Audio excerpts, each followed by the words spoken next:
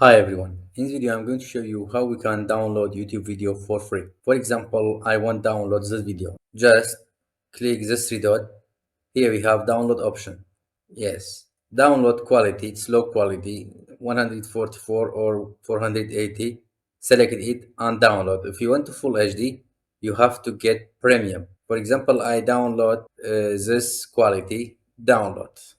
To see or download this, here appears a pop-up. You can click view or download this. You see, my video started download. Then after download, you can go to offline and listen it for 30 days. Okay, but all the video is not free. It is restricted by the owner. For example,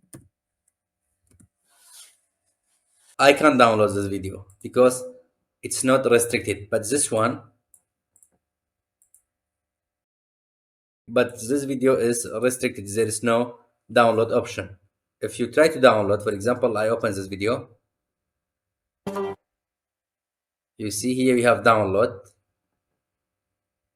and directly it asks for premium. If I try it, I subject it to pay. You have to pay and download. That's all. Have a nice time.